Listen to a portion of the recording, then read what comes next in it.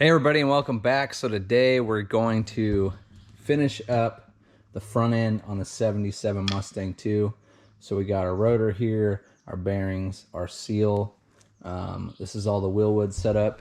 And then also what we got to do after we get all those taken care of, get the bearings packed, the studs in, torqued down, we have to add our bracket, which is similar to the stock one, bolts in the same location. So we'll bolt it in right here. And they say to make sure there's nothing going on with this, and also against your spindle, make sure it's nice and flat and clean. And then what you have to do is you torque it, or you tighten it up by hand. Don't use any of your power tools or anything like that.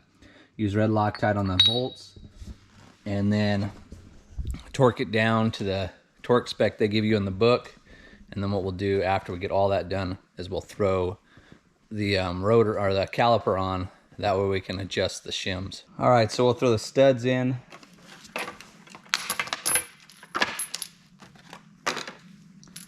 So whatever size lug pattern you're going, but for most common used wheels for Ford is 5 on 4.5, so it'd be these ones.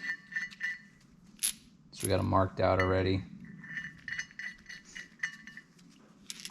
And then what you want to do is put red Loctite towards the ends, and then tighten them up and torque them down.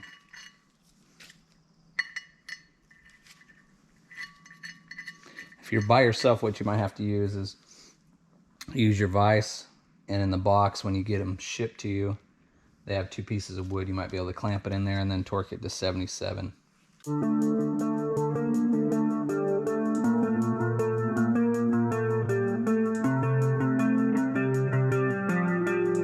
You just clamp it in there like that. That way you don't damage your rotor. You just might have to break up some of the wood. And then you just torque it to the torque spec that it tells you to.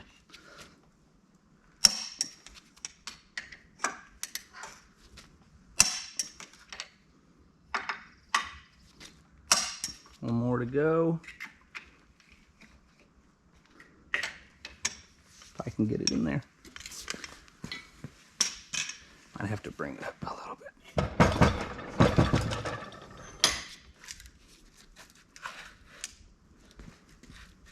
There we go.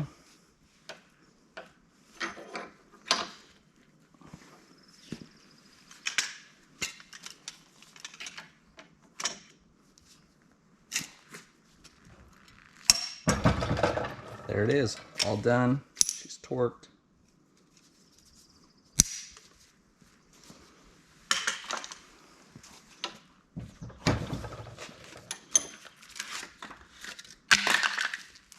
No damage to the rotor. So yeah, just use that piece of wood and you're good to go. All right, let's get these bearings packed. So we got our grease right here. There's our seal that we'll throw in after we get them all packed. There's our small bearing for the front. Our one for the rear. And these do have the races already knocked in, so don't have to worry about that, which is awesome. So now what we'll do is just get a thing of grease, put it in the palm of your hand.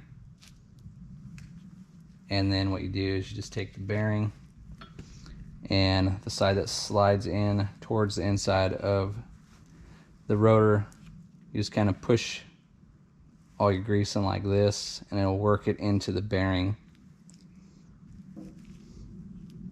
And then what you want to see is it start coming out through the top right here.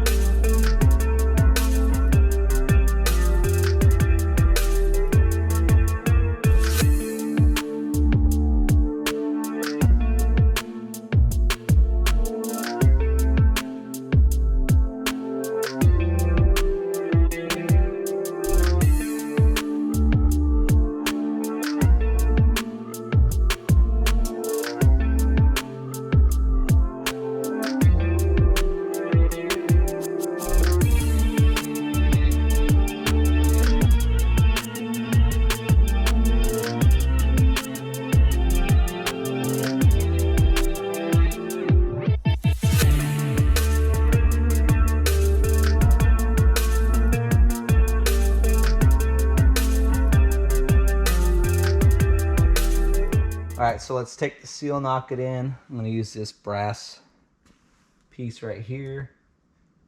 Now let's keep it straight.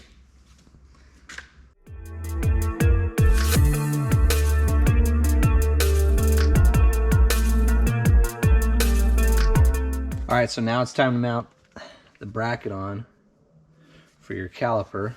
So here's your bracket. This is the way it faces. And you can see right here where there's a notch cut out, and that's for on the spindle right here. And they say in the paperwork to make sure that this is flat, there's no burrs or anything like that.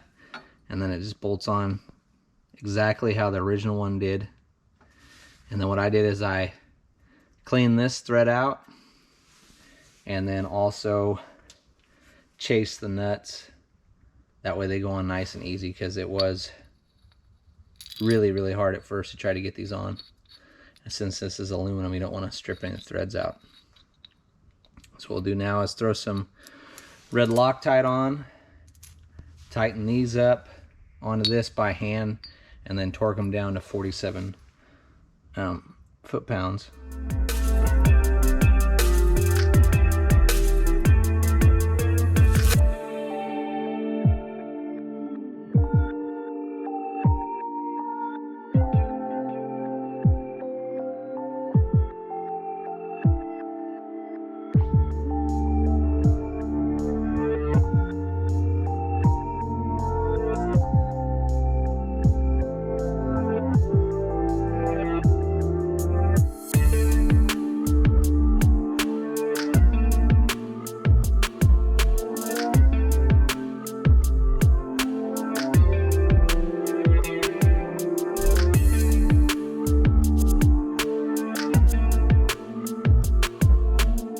Alright, so let's throw the rotor on. So I'll take some grease, put a little bit on the spindle.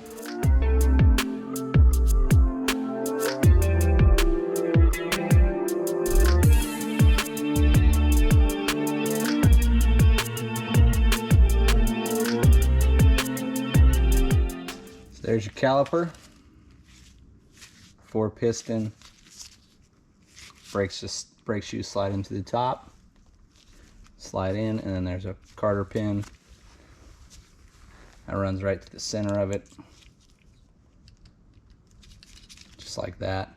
And then you lock it in so this doesn't back out. And then we got to put it on there and adjust it. And then what it recommends is you take it off once you got it adjusted, and then you put some red Loctite on the threads, and then torque them down to, says right here, 40 foot-pounds. Alright, this is where it's going to be fun, because now you gotta put your caliper on and then shim it. Let's grab some shims, try 2, let's see what happens.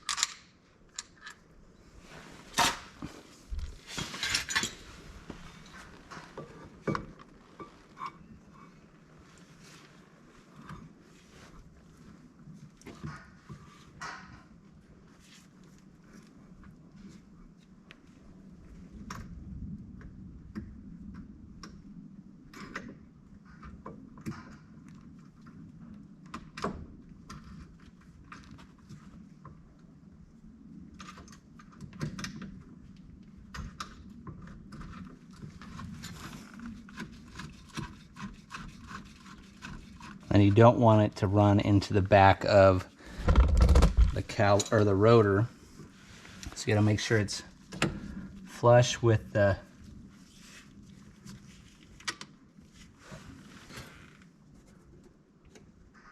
inside of that bracket.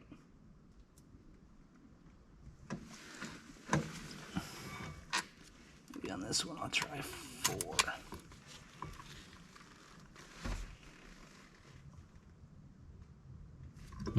3.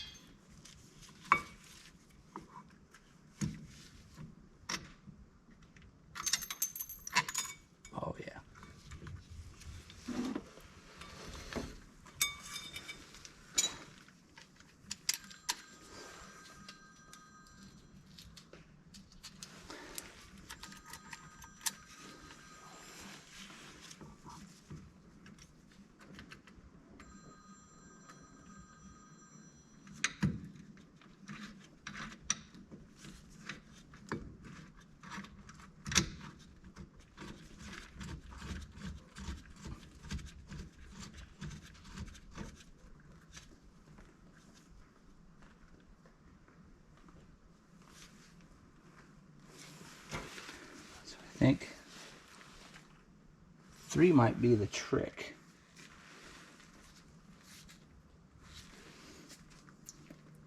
So I think 3 is what to go with, but I'll tighten it up and make sure that it doesn't poke through and then touch the back of the rotor.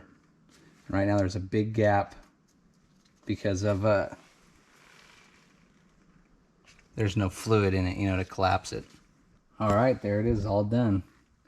So caliper is torqued on there. It's got the red Loctite on the nuts, or on the bolts I mean. And what it says is, if you guys can see it,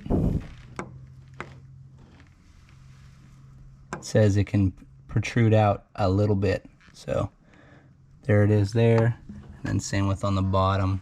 It's kind of hard to see. But, and I don't have the caliper collapsed because I have no brake lines. But there, you can kind of see it right there too. Barely comes out. And you just torque them down like it says at 40. So that is it. The front end is done on the Mustang. So if you guys did like today's video on getting the Wilwood brakes put on the 77 Mustang, make sure you guys hit the like and subscribe button. Also notification bell, that way you guys can stay notified when the axles do come in for the rear end. And I don't know, maybe we will put a pause in. I gotta see what she wants to do on that. But other than that, the front end is a wrap for the Mustang. So thanks for watching, everybody. I really appreciate it. Till next time, later.